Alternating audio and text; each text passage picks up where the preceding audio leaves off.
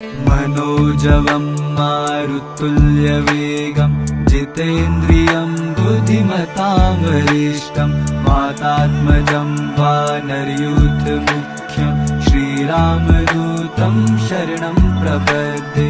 बोल श्री वृंदावन बिहारी लाल की जय। गुरु गौ माता की जय। ओम अज्ञानतिमिरान्धस्य ज्ञानाञ्जनशलाकया चक्षुर्न्मीलितं येन तस्मै श्रीगुरुवे नमः।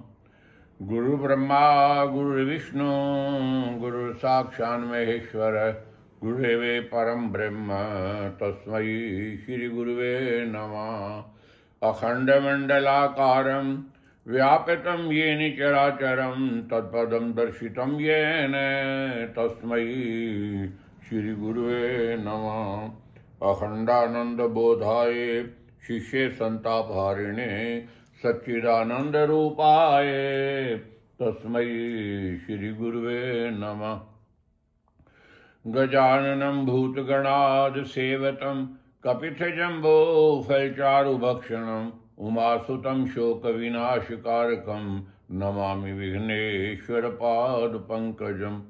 वर्णानामर्थसङ्गानां रसानां छंसामपि मङ्गलानां च कर्तारौ वन्दे वाणी विनायकौ। भवानी शंकरौ वन्दे श्रद्धा विश्वासरूपिणौ। याभ्यां विना न पश्यन्ति स्वन्तः सत्मीश्वरम्। या कुन्देन्दुतुषारहारधवला या शुभ्रवस्त्रावृता या वीणावर्दण्डमण्डितकरा या श्वेतपद्मासना या ब्रह्मा अच्युत शंकर प्रभृतिभिर्देवैः सदा वन्दिता सा मां पातु सरस्वती भगवती निशेषजाड्यापः। नमो शारदा माता विद्याप्रदायिनी करो मेध्य मेधा यथागम त्रिवेणी। करो नष्ट मोह आदि शांति आदि दीजे हरो आपकारी हृदय धाम कीजे।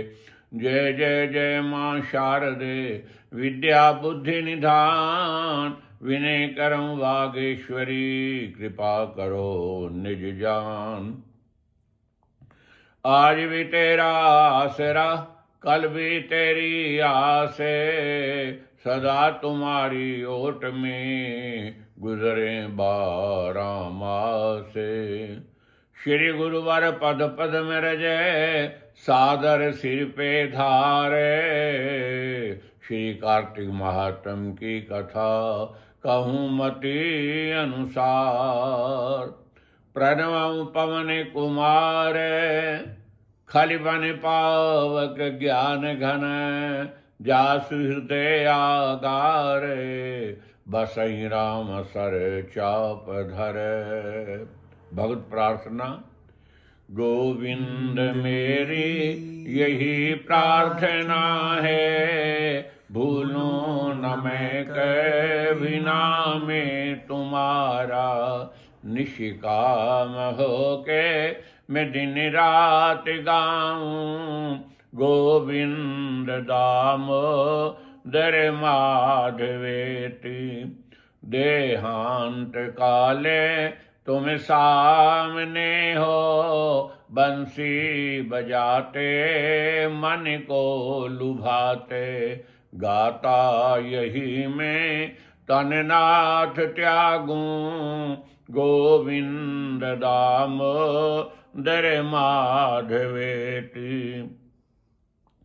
माता यशोदा हरि को जगावे जागो उठो श्याम नैनों को खोलो। द्वारे खड़े गोप ला रहे गोविंद दामोदर माधवेति। ले ले करों में निज पिंजरों को गोपी पढ़ाती शुक सारिका को। गाते यही शुक सारिका भी गोविंद दामोदर माधवेति।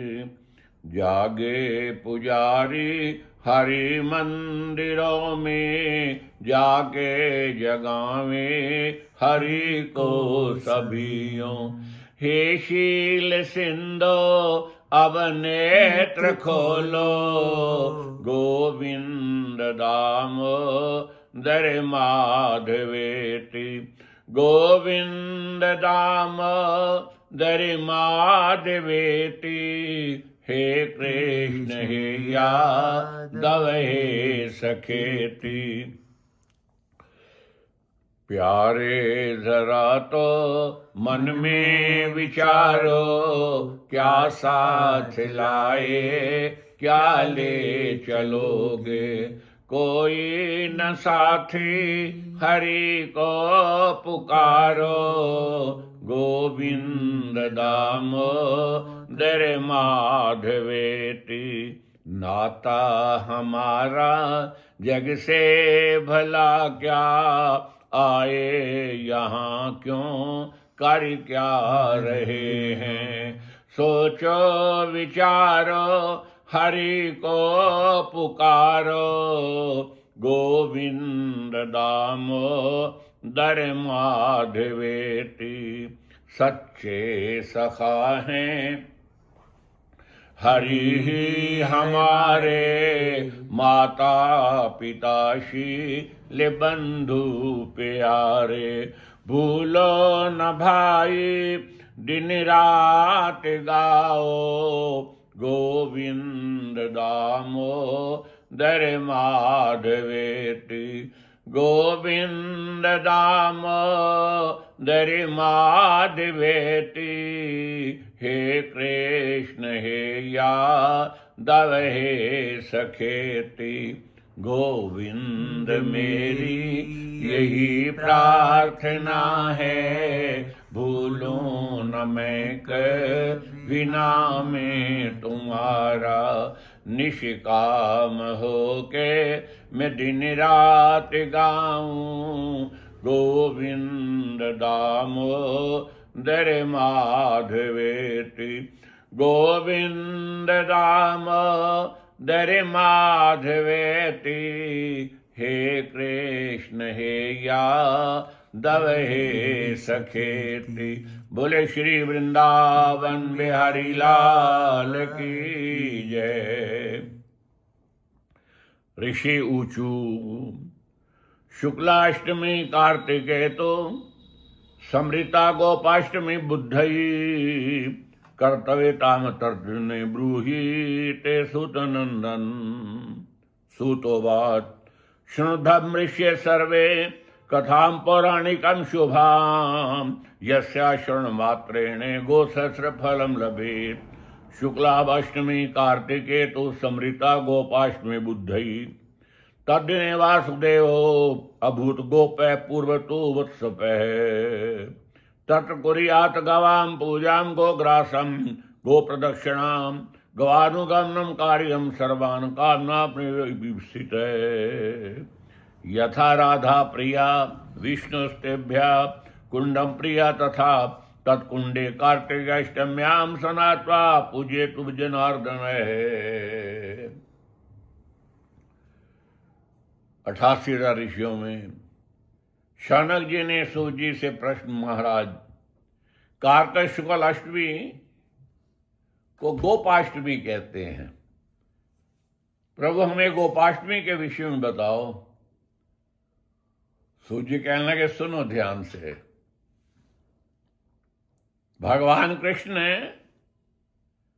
पहले बछड़ों को चराने जाया करते थे। पहले बछड़ों को चराने जाया करते। आज श्री कृष्ण जी ने, आज का अभिप्राय कार्तिक शुक्ल अष्टमी के दिवस भगवान ने माता को मना लिया कि मैया अब मैं बड़ा हो गया हूं, अब मैं गऊं को चराने जाऊंगा। पहले भगवान बछड़ों को चराते। आपने भागवत में कथा सुनी, भगवान जब बछड़ों को चराने जाते हैं,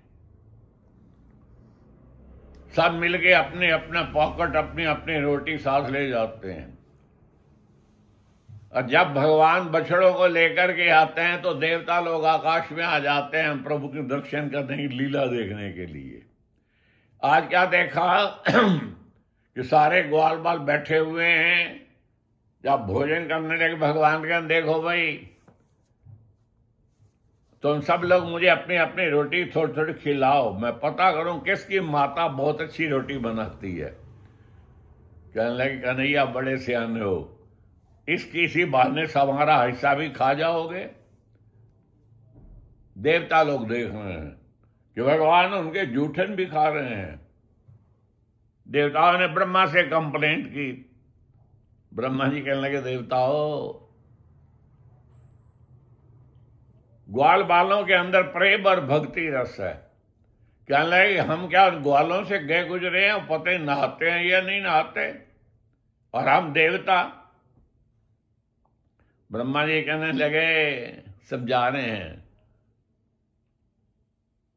सूर्य कहते हैं ऋषियों, ब्रह्मा जी ने कहा कि एक तरकारी सब्जी बनाओ, कितनी बढ़िया, कितना घी डालो, लेकिन अगर उसके अंदर नमक नहीं होगा ना तो वो सब्जी अच्छी नहीं लगेगी। ऐसे ही कितने साधन होंगे, लेकिन उनको अंदर प्रेम भक्ति रूपी, इसलिए तो महात्मा लोग, अरे महापुरुषों के जो वचन है ना, उन्हें वचनों में भी बड़ा रस है। उन्होंने नमक का नाम रखा हुआ राम रस। क्या रखा है? राम रस। वो जब कहते हैं वहां नमक नहीं राम रस, तो कहने का तात्पर्य है कि सब चीजें हो जाए, लेकिन अगर नमक ना हो तो सब्जी बन नहीं सकती। ऐसे ही अब मनुष्य तो सारे पुरुषार्थ कारक, प्रभु भक्ति नहीं है तो कुछ भी नहीं है। देवताओं ने कहा देखो ना, तो ब्रह्मा जी ने देखा, कहने ठीक है। ग्वाल बाल अपने खाने में मस्त थे। ब्रह्मा जी ने क्या किया, सारे बछड़ों को चुरा करके एक गुफा में बंद कर दिया, और गुफा में उनको ऐसी मोहन विद्या से निद्रा में सुला दिया जैसे ना भूख है नो प्यास है। अब ग्वाल बाल उठे, कहने कन्हैया बछड़े कहां गए? भगवान कहने लगे अच्छा ढूंढे, नहीं पता चला। कहने मैं जाता हूं ढूंढ लाता हूं। भगवान थोड़े दूर हुए, ब्रह्मा जी ने उन सारे ग्वालों को भी चुरा लिया और उनको भी जाकर गुफा में बंद कर दिया। बड़े ध्यान से सुने, भागवत की कथा है। बोलो भागवत भगवान की जय। भगवान श्री कृष्ण समझ गए, प्रभु तो जानते थे। दाऊ भैया आए, भगवान ने लीला रखी। भगवान आप ही बछड़े बन गए और आप ही ग्वाले बन गए। जितने बछड़े थे भगवान उतने बछड़े बन गए, और जितने ग्वाले थे भगवान उतने ग्वाले बन गए। जो बछड़ा जिस घर से जो ग्वाला ले आता है, सायंकाल को शाम को जब भगवान उसी घर में जाते हैं, और वह ग्वाला घर के जो जो काम करता है भगवान वो सब काम करते हैं। क्यों नहीं करते? अगर कोई नियम हो बच्चे का और उसमें त्रुटि आने लगे तो माँ बाप कहते हैं आज उदास है, क्या बात है। तो भगवान सारा ऐसा, देखिए इस तरह से एक साल बीत गया, एक साल बीत गया, क्योंकि देवताओं का अगर एक दिन गुजरे तो यह हमारा एक साल गुजरता है। और ब्रह्मा जी का तो कहना ही क्या। ब्रह्मा जी को ध्यान आया, पता करूं अब क्या दशा है। तो क्या देखा, वही उसी तरह ग्वाल बाल भी बैठे हैं, बछड़े भी चल रहे हैं।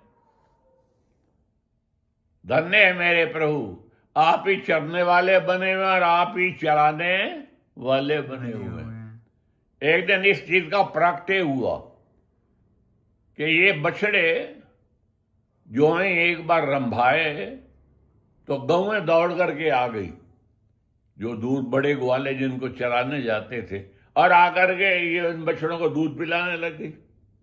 अब प्राय जब गाय का दूसरा बच्चा हो जाता है तो पहले को दूध नहीं पिलाती, अब ये बड़ा हो गया है। लेकिन दाऊ ने देखा, हैरान है ये क्या, ये बड़े बड़े बछड़े और गाय बड़े प्रेम से दूध पिला रही हैं, चाट रही हैं। उससे दाऊ ने क्या, दाऊ को क्या नजर आया? बोलो शेषावतार श्री बलराम जी महाराज की जय। क्या देखा कि ये बछड़े भी जो हैं वो कृष्ण हैं और ग्वाले भी कृष्ण हैं। तब दाऊ ने कहा, प्रभु, कहने लगे अब भेद खुलने वाला है। ब्रह्मा जी ने जब देखा तो ब्रह्मा डरे गए, आओ देवताओं देखो। अब सब देवता और ब्रह्मा, तब भी देवराज इंद्र आए, सब देवता, ब्रह्मा जी ने बड़ी स्तुति की है। इसी प्रकार इनको गर्व तो हो जाता है। जब भगवान ने गोवर्धन जी को उठाया था, बाद में जब इंद्र क्षमा मांगने आया था, तो इंद्र पता अकेला नहीं आया, इंद्र अपने साथ गऊ को लेके आया। आगे आगे काम धेनु गऊ, क्योंकि इंद्र ने ये सोचा कि गऊ मेरी रक्षा में होगी तो भगवान मुझे कुछ नहीं कहेंगे। तब गऊ ने आकर के अपने दूध के बिंदु से भगवान को तिलक कर दिया, तो भगवान का क्या नाम हो गया? गोविंद। क्या नाम है? गोविंद।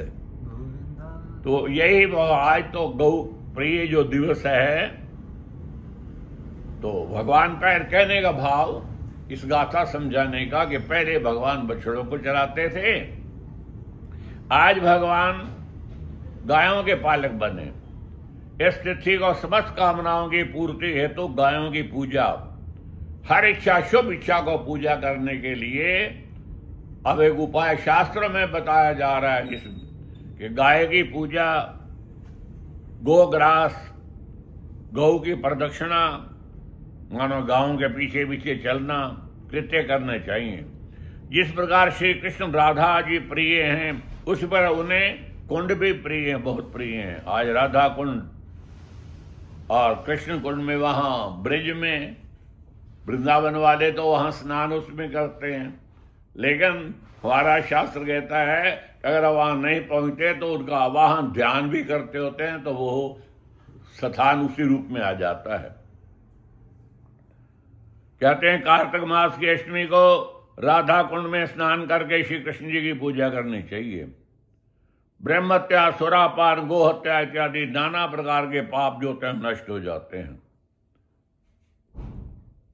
ब्रह्मघनश्चे सुरापश्चे गोघनो भग्नव्रतस्तथा, कहते हैं कि जो गोधूली के समय दान करने से बड़ा पुण्य होता है, सब पापों से मुक्ति मिल जाती है। गाय के पीछे पीछे चले और गाय कुल गोलोक में सथिर बने रहते हैं। गायों के पालक श्री कृष्ण द्वारा गौ दर्शन का उत्सव वर्णन किया गया। हे मुनियों सुनो, श्री कृष्ण जी बोले, भगवान आप सबको कह रहे हैं कि जो लोग भी मेरे भक्त हैं, वे यदि मेरी परम भक्ति पूरा गद्ध पुष्प अक्षत फलों द्वारा गाय का पूजन करें तो निसंदेह मेरी पूजा है। जो लोग गायों के मुंह में आटे का गोला, मोदक, लड्डू, पकवान देते हैं, उन्हें अनंत पुण्य होता है।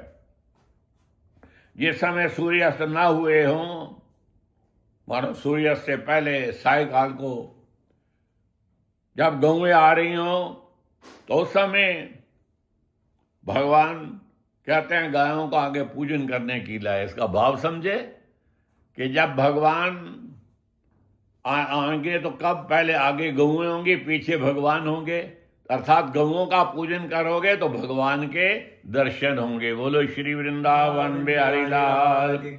अष्टमी तिथि तो गांव के बाहर ही जाकर गायों की पूजा करनी चाहिए। चमेली आदि पुष्पों की मालाओं से उन्हें सजाना चाहिए। लड्डू, पकवान, आटे का गोला स्वर्ण पात्र में रख करके, क्योंकि उस समय स्वर्ण पात्र तो भाव क्या है कि शुद्ध पात्र में रखे हुए, गांव के बाहर पहुंच करके गाय की पूजा करें। बाहर जाने का भाव ये है कि भगवान गौओं को ले गए तो सारे उस समय वृंदावनवासी भी चाहते हैं कि प्रभु आए तब हम दर्शन करें। तो आज भगवान ने जिस समय माता कहने लगे मैया मुझे तो सजा रही हो कि मैं गौ चराने जा रहा हूं और मेरी गौओं को क्यों नहीं सजाते? तो भगवान ने गऊओं के भी बड़े उस समय आभूषण हार इत्यादि पहनवाए। इसलिए गोपाष्टमी के दिन गांव के बाहर ही पहुंच करके जब गऊ आने का टाइम होता है, चल करके और गऊओं का पूजन करते हुए या लक्ष्मी सरदेवा नाम या चा विष्णु पदे सथिता धेनु रूपेण सा देवी मम पापम वैपोहतु। ये मंत्र उसका अर्थ आपको बता रहा हूं कि जो लक्ष्मी सब देवताओं से विष्णु के चरणों में निवास करती है वही देवी गाय रूपणी भी है। वे मेरे पापों को नष्ट करें। इस मंत्र का उच्चारण करते हुए गायों का चरण धोए, फिर पुनः गायों को तिलक लगाए, फिर पुष्प फूल माला पहनाए, ज्योत बत्ती दिखाते हुए ऐसा पूजन करने से 33 करोड़ देवताओं की पूजा का फल मिलता है। ये गोपाष्टमी के दिन गाय का पूजन अवश्य करें। अश्वमेध पुण्यों में जो पुण्य प्राप्त होता है आज के दिवस में वो गाय पूजन से प्राप्त हो जाता है। यदि उसे ब्राह्मण को दान दिया जाए तो पूरे कुल का उद्धार करती है। इस प्रकार जो मनुष्य प्रतिवर्ष गाय की पूजा करते हैं, जिस देश में प्रतिवर्ष गाय का पूजन होता है, कहते हैं वह दुष्ट ग्रह अपना प्रभाव नहीं दिखा सकते। इसलिए जो आज के दिन गाय का पूजन न करता हुआ, उनके लिए बड़े कटु शब्द ऋषियों ने लिख दिए। अंधा बहरे कुबड़े और कोड़ी बनकर उनको जन्म लेना पड़ता है। गौ पूजा न करने वाला मनुष्य गलगंड रोगी, लंगड़ा, कांड है तथा चिप्ट आदि रोगों से युक्त होता है। इसलिए आज के अवश्य व्रत रखते हुए, व्रत नहीं तो विशेषतया आप लोगों से अनुरोध है कि आज गोपाष्टमी के दिवस में प्रातः स्नान करते हुए और भगवत भजन स्मरण करते हुए अपने खाने से पहले गऊ को जाकर के खिलाए, जिससे कि इस प्रकार का जो कोई दोष ना हो। तो इसलिए गाय का पूजन, निरीबड़ गाय की पूजा करे तो दुर्गति को प्राप्त ना हो। गोपाष्टमी में यदि सायंकाल श्रवण नक्षत्र हो तो आपको बता दिया जाए पत्री के अनुसार भी कि आज श्रवण नक्षत्र है और जो कि आज सूर्य की छिपने के 2 घंटे बाद तक भी सूर्य मानव श्रवण नक्षत्र भी रहेगा। तो इसको कहते हैं श्रवण जयंती योग। तो जयंती योग का यह समय अति पुण्य कारक है, क्योंकि आज अष्टमी, तो दूसरे शब्दों में बुधवार को मध्याह्न काल से अष्टमी लगी थी, लेकिन कल का जो ध्यान स्नान था वो सप्तमी का स्नान था। जो कार्तिक स्नान का नियम है, तो आज का जो स्नान है वो अष्टमी का स्नान है। इसलिए गोपाष्टमी का दिवस आज मनाते हुए गाय पूजन करना चाहिए। जो गाय की पूजन नहीं करता और ब्रह्म राक्षस बनता है। जो व्यक्ति गोपाष्टमी के दिन गौ पूजन नहीं करता, उसके कहते हैं 100 पीढ़ियां भूत और भविष्य की भी नरकों के अंदर जाकर के रहती हैं। श्रवण नक्षत्र में कार्तिक शुक्लाष्टमी तिथि को संध्या काल में गाय का पूजन अवश्य ही करे। जैसे पुत्र, संतान, आरोग्य, मानो सारे रोगों का उपाय है और मनोवांछित फल को देने वाला गौ की सेवा है। मैं आपको बताऊं कि प्रभु राम का वंश इसी से चला। रघुवंश में राजा दिलीप के घर में कोई संतान नहीं थी, तो पहले था और अब भी होना चाहिए, और कई स्थानों पे है कि राजनीति के साथ आदमी को गुरु कृपा और गुरु की आज्ञा का होना। मानो राजाओं के ऊपर कंट्रोल किसका होता? गुरु का होता। दिलीप वशिष्ठ जी के चरणों में गए। वशिष्ठ जी ने पता क्या कहा कि मेरी गाय नंदनी को चरा के लाया करो। बोलो श्री वृंदावन।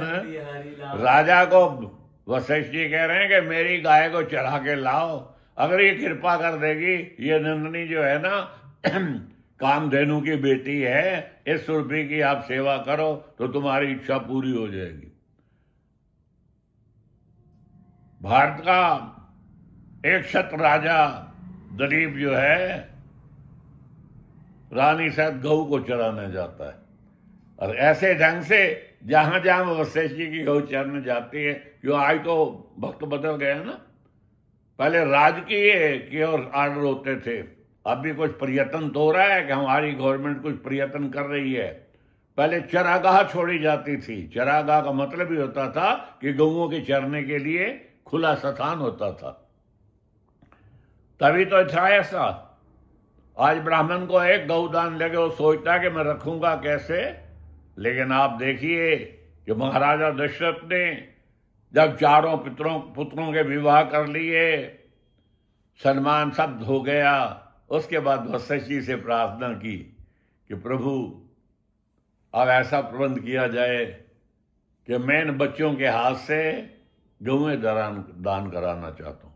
तो महाराजा दशरथ ने चारों पुत्रों से 1-1 लाख गौ का दान कराया। इसलिए आज तक भी कोशिश होते हैं। प्राय जो बुजुर्ग बैठे हैं वो ध्यान सुन का उन्हें पता ही है कि सारे विवाह में गौदान अवश्य होता है।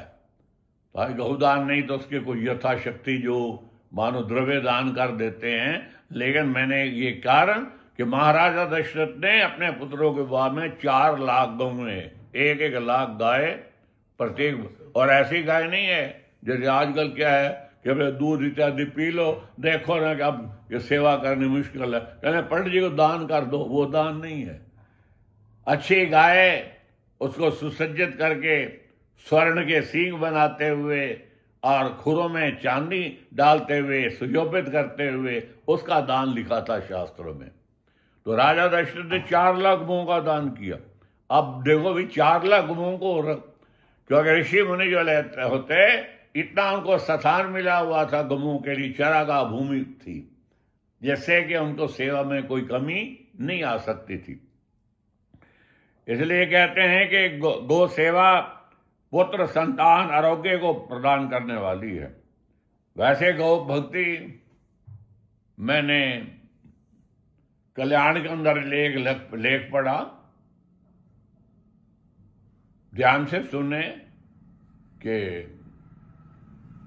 एक मुगल मुसलमान के बच्चे पोते ने या पड़पोते ने एक लेख भेजा। पोते ने लिखा होगा, वो लिखता है कि जैसे 1947 में अदला बदली हुई, ये कोशिश पहले 1857 में भी हुई थी। 1857 में भी एक विद्रोह हुआ, लेकिन उसके ऊपर अंग्रेजों ने कंट्रोल कर लिया। कैसे कि विद्रोह होने के बाद जब पकड़ होने लगी तो वो बालक लिखता है कि उनमें मेरे पिता को भी पकड़ लिया गया और उनको पकड़ करके, मुसलमान थे, वो कहता है कि जब चारों अभी विद्रोह लूट मार करके निकले थे तो कहने कुछ खाना पीना है, तो मुसलमान थे, उन्होंने गऊ को पकड़ा और दूसरे कहने लगे हम सामान लेने जाते हैं। वो लड़का लिखता है और मेरे दादा को कहा कि तुम इस गऊ का ध्यान करो। उन्होंने अपनी पगड़ी के अंदर गऊ के हाथ और गऊ के पांव और बांध करके गऊ बिठा दिया। कहता है मेरे दादाजी वहां बैठे थे, उस समय उनके ध्यान में आया कि अरे ये गर्भवती गऊ है, बच्चे को जन्म देने वाली है, इसको मारेंगे। उसको दया आई, उसने उसी तलवार क्या किया कि वो बस्तर काट करके गऊ को भगा दिया। जब पकड़ने लगी तो कहता है कि मेरे पिता भी पकड़ा, दादा भी वो पकड़ा गया। अब जब उनको सजा देने लगे तो उन्होंने कहा इनको फांसी लटकाओ। तो कहता है कि हिंदुओं ध्यान से सुनो, भारतीयों ध्यान से सुनो कि जिस समय फांसी लटकाया गया तो मेरे पिताजी पैसे फांसी का पता क्या नियम होता था कि फंदा डालते थे गले में और फिर जब नीचे एक फट्टा रखते थे उसको हटाया तो फंदे में खिंचावट पड़ती थी, गला घुटता और मर जाते थे। यहां तक क्या इस चीज को बदला था श्री मोतीलाल जी ने। श्री मोतीलाल भी एडवोकेट थे, जवाहरलाल नेहरू के पिताजी। एक व्यक्ति को फांसी की सजा होने लगी तो सारे मिलके कहने लगे भाई कैसे बचे। कहने लगे अरे अगर तुम्हारा वकील मोतीलाल, पंडित मोतीलाल बच जाए तो हो सकता तुम बच सको। ये मैं आपको बता रहा हूं स्वामी गुरुचरण दास जी के मुख से सुनी हुई बात। स्वामी जी बताया उन्होंने कि उन्होंने मोतीलाल जी को मना लिया, कहने ठीक है चढ़ाओ फांसी। वो दिन आ गया, फांसी पे चढ़ाने लगे। जब उन्होंने फांसी पे लटकाया तो कहने लगा रुको, आपने फांसी पे चढ़ा लिया ना? कहने लग गया, कहने नहीं जी अभी हम इसको फांसी कहने लगे नहीं, हैंग शब्द है कि तुमने फांसी पे लटकाया। उसके बाद उन्होंने शब्द बताया हैंग टू डेथ, कि जितने तक वो मरे नहीं उतने तक वो लटका रहे। ये हैंग टू डेथ है। जैसे मैंने सुना पंडित मोतीलाल जी ने, उनकी वकालत वो कामयाब होने पे आगे एडिशन किया गया। तो क्या पहली कथा को भूले तो नहीं, जो आपको 1857 की बता रहा हूं कि जब फांसी लटकाया गया, जब वो फटा पांव से नीचे हटाया तो फिर भी वो डोरी फांसी वाली ढीली हो गई। वो कहता है कि मेरे दादाजी को ऐसा महसूस हुआ कि नीचे कोई 2 सींग आ गए हैं, और जो मेरे दोनों पैरों के नीचे सींग हैं। तो 3 बार ऐसा, तीनों बार किया, तीनों बार ही वो रस्सी कहने लगे इसका कसूर नहीं है, छोड़ दो। जब निकाला तो वो कहता है कि मेरे दादाजी बाहर निकले, देखा कि वो गऊ और उसका छोटा सा बच्चा था उसके साथ। बोला गऊ माता की। ये तो आपको जीती जागती मानो उस परिवार के पोते बैठे हैं और कहते हैं कि ठीक है कि चाहे हम मुसलमान हैं, लेकिन हमारे परिवार में जो गौ भक्ति है संभवतः हिंदुओं से भी ज्यादा हो, इतना हो। तो कहने का तात्पर्य कि सौरभेय सर्विता पवित्रा पुण्य राशि, मानो गाय सबका कल्याण करने वाली, सबको सुख देने वाली। तो इसलिए सब कार्यों में समृद्धि, सुखों में प्रवृद्धि, सर्वधर्मों युक्त। तो मैं तो इधर से बता रहा था, ये तो आज 200 साल की बात बताई, और पहली कथा आप सुन रहे हो, भूल तो नहीं गए। राजा दिलीप गाय को चराने जा रहा है। एक दिन गऊ ने परीक्षा ली। राजा क्या देखते हैं कि शेर ने आकर के पंजा चलाया और वो गाय को खाया। उस समय राजा को एक ध्यान आया कि शेर को सबसे प्यारा मांस तो मनुष्य का लगता है। उस समय शेर के मुंह के आगे राजा दिलीप पड़ गया और कहने लगे मुझे खा लो और गऊ को कुछ मत कहो। उस समय शेर तो अंतर ध्यान हो गया, उसमें गऊ ने आशीर्वाद दिया। तो तब दिलीप के घर रघु पैदा हुए। जैसे ये वंश चला कि रघुकुल रीत सदा चली आई, प्राण जाए पर वचन ना जाए। बोलो, उस रघु को पैदा करने वाली किसका? गौ माता का आशीर्वाद था। गौ माता ने कहा था कि जाओ तुम्हारे घर मानो नाम को, कुल को उज्जवल करने वाला पुत्र पैदा होगा। वो रघु के पुत्र राजा आज हुए, और आज के पुत्र दशरथ, और दशरथ जी घर में मेरे प्रभु राम ने अवतार लिया। बोले श्यावर रामचंद्र महाराज की जय, बोलो गौ माता की जय। तो गोपाष्टमी के दिन गौ पूजन करने से सुख प्राप्त होता है। इससे बढ़कर के कोई यज्ञ और तप नहीं है, इससे बढ़कर के कोई दान तीर्थ तथा और कोई उपाय नहीं है। जो मनुष्य इस कथा को प्रेम से सुनता है, प्रेम से सुनने का मतलब क्या है कि प्रैक्टिकली गौ की सेवा करे, गौ के प्रति भावना हो। सुनने का लाभ तो तभी होता है ना। प्रेम से सुनने का मतलब है कि उसके ऊपर चले। एक व्यक्ति कहे कि मैं तो गुरुजी की बस बड़ी सेवा बहुत, अरे गुरुजी की सेवा करता है, गुरुजी की आज्ञा भी मानता है या नहीं मानता? सूजी बोले कृष्ण गोपाष्टमी के विषय में तुमने जो पूछा था वो सब मैंने बता दिया। अब तुम क्या पूछना चाहते हो? सभी पापों से छुटकारा पाने के लिए जिस दिन का मैंने वर्णन किया वह सब पापों को नष्ट करने वाला दिवस है। हे भृगुनंदन, जो भी स्त्री पुरुष इसे प्रतिवर्ष करते हैं उन्हें यथोक्त फल प्राप्त होता है। ये व्रत पुत्र, संतान, आरोग्य तथा धन धान्य आदि की वृद्धि करने वाला है। और ये पृथ्वी पर सभी ऐश्वर्यों और दीर्घायु को देने वाला है। हे मनुष्यों, जिस राष्ट्र में ये व्रत किया जाता है, उस राष्ट्र जिसमें व्रत हो जाता है, वह अन्य राष्ट्र उसके ऊपर आक्रमण नहीं कर सकते और उनको किसी प्रकार का आदि व्याधि का भय नहीं रहता। गोपाष्टमी का सुंदर व्रत पापों को नष्ट करता है, इसलिए व्रत विशेषता तो मैं ये कहूंगा। वैसे तो सारा कार्तिक मास ही व्रत का बताया गया, मैंने कहा कि सारे व्रत इसके अंदर सन्निहित हैं। जैसे समुद्र में सारी नदियां हैं, इस पर कार्तिक में सारे व्रत हैं। लेकिन चलो आगे नहीं तो कई लोग प्राय होता है जो अष्टमी से शुरू कर देते हैं, अष्टमी से प्रारंभ करके और पूर्णिमा 5 तारीख को मानो अगले मंगलवार जो आएगा उस दिन होगी, उस दिन तक 7 दिन। कई लोग फिर एकादशी से प्रारंभ कर देते हैं, लेकिन आगे आप कार्तिक कथा में सुनोगे, इसलिए पहले भी बता रहा हूं कि विशेषता जो सुन रहे हैं आप भी सुने, दूसरों को भी सुनने के लिए साथ लाए। क्योंकि पहली भक्ति यही है कि प्रथम भक्ति संतन कर संगा, क्योंकि वहीं आकर के तो भगवान कथा प्राप्त होती है।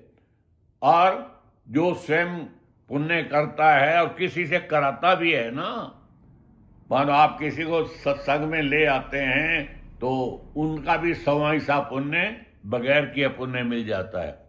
इसलिए ऐसा आख्यान आप लोग आगे सुनोगे, जो कि हम प्रथम बता रहा हूं कि तो आज गोपाष्टमी को गो पूजन अवश्य होना चाहिए और उसका फल कि वे पुत्रवान होकर के विष्णु लोक को जाते हैं। और पुत्र संतु इति श्री परम पुराण अंतर्गत कार्तिक गोपाष्टमी कथा निरूपणम अध्याय शुभमस्तु शिवमस्तु। बोले श्री वृंदावन बिहारी लाल की, बोले गौ माता की जय। बड़े प्रेम से प्रभु की आरती श्रेष्ठा, बल्कि आरती के बाद पत्रिका भी जरूर सुना करें। पत्रिका सुनने से ये पता चल जाता है कि कौन सा दिवस क्या तिथि चल रही है। तो पहले ओम शांताकारं भुजगशयनं पद्मनाभं सुरेशं विश्वाधारं गगने सदृशं मेघवर्णं शुभंगं लक्ष्मीकान्तं कमलनयनं योगिभिर्ध्यानगम्यं वन्दे विष्णु भवभयहरणं सर्वलोकैकनाथम्। ओम जय जगदीश हरे, स्वामी जय श्री कृष्ण हरे। भक्त जनों के संकट, दासी जनों के अवगुण, बंसी वाला दूर करे। ओम जय जगदीश हरे। जो ध्यावे फल पावे, दुख बिन से मन का, स्वामी दुख बिन से मन का। सुख संपत्ति घर आवे, बंसी वाला घर आवे। काष्ट मिटे तन का, ओम जय जगत। मात पिता तुम मेरे, शरण पढ़ू मैं किसी की, स्वामी चरण गाऊं मैं किसी की। और इन दूजा आस करूं मैं जिसकी। ओम जय जगदीश हरे। तुम्हें पूर्ण परमात्मा, तुम्हें अंतर्यामी, स्वामी तुम्हें पार ब्रह्म परमेश्वर, पार ब्रह्म सच्चाईश्वर, तुम्हें सबके स्वामी। ओम जय जगदीश। तुम्हें करुणा के सागर, तुम्हें पालन करता, स्वामी तुम्हें पोषण करता। मैं मूर्ख खल कामी, मैं सेवक प्रभु स्वामी, कृपा करो भरता। ओम जय जगदीश।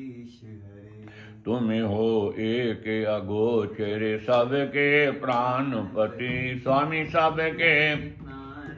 किस विधि मिलो ये गोसाई, किस विधि मिलो जी दयालु, तुमको मैं कुमति। ओम जय जगदीश हरे।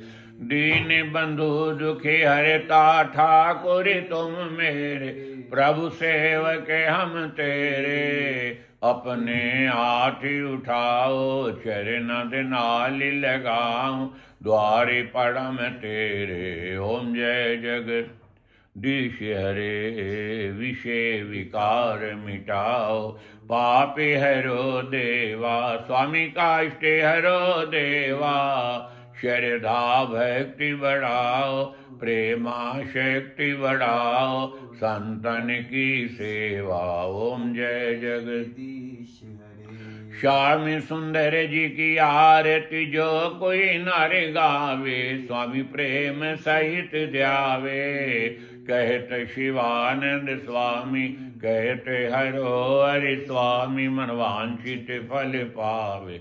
ओम जय जगदीश हरे। ताने माने धाने सब कुछ है तेरा, स्वामी सब कुछ है तेरा। तेरा तुझको अर्पण तेरा, तेरे अर्पण क्या लागे मेरा। ओम जय जगदीश हरे, जय जगदीश हरे। स्वामी जय श्री कृष्ण हरे, भगत जनों के संकट दास जनों के अवगुण दूर करे। ओम जय जगदीश हरे। अच्युतम केशवम श्री राम नारायणम, कृष्ण दामोदरम श्री वासुदेवम हरे। श्रीधरम माधवम गोपिका वल्लभम, जानकी नायकम श्री रामचंद्रम भजे। नहीं विद्या नहीं बाहुबले, नहीं खर्चन को दाम, तुलसी ऐसे जीव की लाज रखो भगवान। अगनहार की बेनती सुनो गरीब निवाज, ये हम पूत का पूत है बौड़ पिता गल्लाज। अवसर राखी द्रौपदा संकट ध्रुव प्रहलाद, कहन सुन की कुछ नहीं प्रभु शरण पड़े की लाज। शरण पड़े की लाज है प्रभु आप निभाओ, शरण पड़े की लाज है प्रभु देर न लाओ। शरण पड़े की लाज है तुम जानो जगदीश, दोनों भुजा पसारे के मैं धरा चरण पर शीश श्यापति राम। जय जय राम मेरे प्रभु राम, जय जय राम करो कल्याण। जय श्री राम।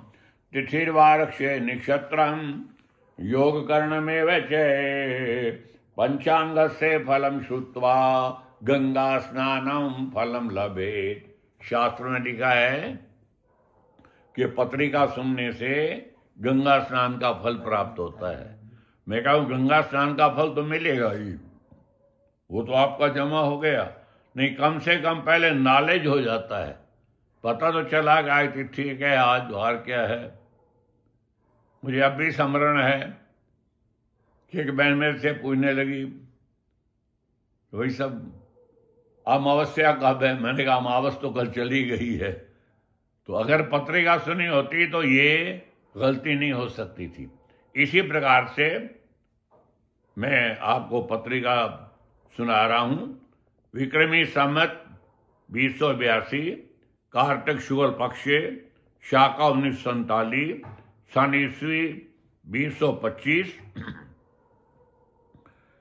एवं गुरुवार बृहस्पतिवार। तो देखिए, और नहीं तो हमें कम से कम, वैसे तो बाद में कथा भी प्रतिवार की पढ़ी जाती हैं, लेकिन नहीं तो कम से कम बीज मंत्र का पाठ हो जाना चाहिए। ये आज गुरुवार है तो ओम ग्रां ग्रीं ग्रौं सा बृहस्पतिये नमः। ओम ग्रां ग्रीं ग्रौं सा बृहस्पतिये नमः। ओम ग्रां ग्रीं ग्रौं सह बृहस्पतिये नमः। बोल वीर भगवान की जय। तो गुरुवार एवं अष्टमी 30 आज अक्टूबर अंग्रेजी की है और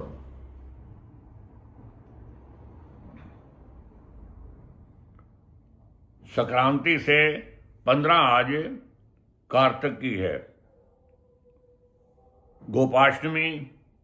गोपाष्टमी और श्रवण नक्षत्र सारा दिन ही है गोपाष्टमी वैसे तो कल जो 9 बजे के उपरांत अष्टमी लगी, लेकिन कल का जो प्रातःकाल स्नान था वो अष्टमी का नहीं था। कल जिस समय आप लोगों ने कार्तिक का जो नियम है कार्तिक स्नान का, कार्तिक व्रत का, तो वो उस समय सप्तमी थी। इसलिए आज का जो स्नान है वो अष्टमी का स्नान हुआ है। इसलिए गोपाष्टमी का जो दिवस, त्योहार, गौ पूजन आज का ही बनाया गया। और आज ही सारण श्रवण नक्षत्र जो जयंती योग को बनाता है। इसी प्रकार सूर्य उदय जो है वो 6:40 पे और अस्त जो 17:37 का मतलब 5:37 पे सूर्य का अस्त है। निकटतम त्योहारों में से मैं आपको बता रहा हूं कि शुक्रवार को नवमी परिक्रमा होगी और शनिवार को दशमी, रविवार को एतवार को हरि प्रबोधनी एकादशी, जिसको ये बोला जाता है कि देव उठने, यहाँ के शब्दों में क्या बोलते हैं, देव उठने एकादशी। ये रविवार 2 तारीख को, एकादशी तो शनिवार को लग जाएगी, लेकिन भाई मैंने कहा जो एकादशी का स्नान है वो और सूर्यमुखी एकादशी है वो रविवार एतवार को ही होगी। और इसी दिन फिर द्वादशी समाप्त होकर के एकादशी व्रत द्वादशी हो गया, सोमवार को त्रयोदशी होगी और मंगलवार को चतुर्दशी तथा बुधवार 5 तारीख तथा 20 उस दिन कार्तिक की होगी। ये कार्तिक स्नान की समाप्ति, कार्तिक पूर्णिमा और श्री गुरु नानक देव जी की जयंती। इस प्रकार से ये एक सप्ताह के त्योहार मैंने आप लोगों को शास्त्र के अनुसार बता दिए। बोले विष्णु भगवान की जय। धर्म की धर्म की अधर्म का प्राणियों में विश्व का बोले साचे दरबार की जय। सर्वे भवन्तु सुखिना, सर्वे सन्तु निरामया, सर्वे भद्राणि पश्यन्तु, मा कश्चित् दुर्भाग् भवेत्।